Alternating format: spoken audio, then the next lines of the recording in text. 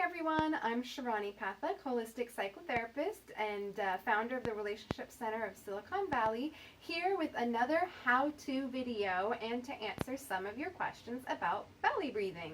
So if you recall from the last video, I talked a little bit about the deep diaphragmatic breathing or belly breathing and how to step-by-step actually engage in that process. So just as a quick review, it was to keep your feet flat on the floor, back upright, body at 90-degree angles, and breathing straight from your nose all the way down to your belly, nice and deep. And then going ahead and releasing that breath nice and deep, straight out of your mouth.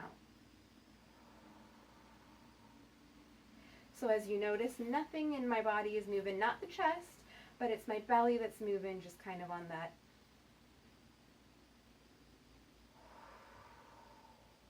really big, deep in and out motions.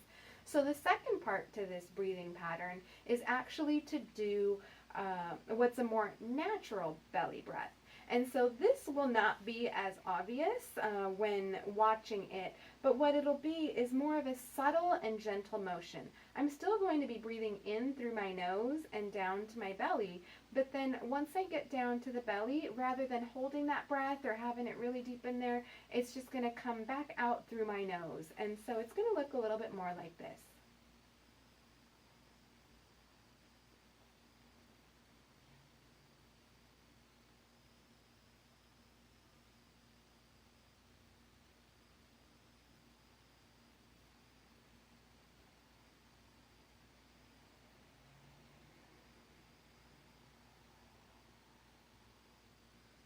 So not as big and profound and pronounced as the big, deep belly breaths.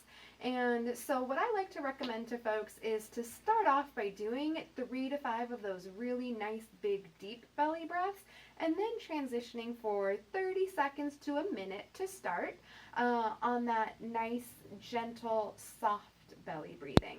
And the thing that's so helpful and useful about this belly breathing, if you can think back to babies, if you have ever seen a baby sleep, you've probably noticed that the baby tends to breathe in and out from its belly. It's not the baby's chest that's moving usually, it's the belly. And that is actually our natural state of being and breathing. But what tends to happen is we grow up and we start getting anxious and life starts happening, and then we forget that that's our natural state of breathing.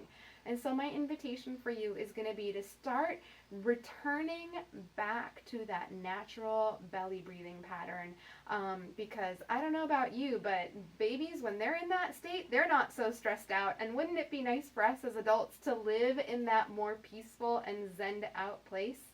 I mean, I sure like it when life goes that way. So that's that part. Another part that I wanted to talk about today is there was a question after the last video in regards to if the belly breathing is effective when laying down. Honestly, I don't know the answer to that in terms of the study and the research. I guess anatomically it would be the same thing. It's still the diaphragm expanding and contracting, so that's my guess.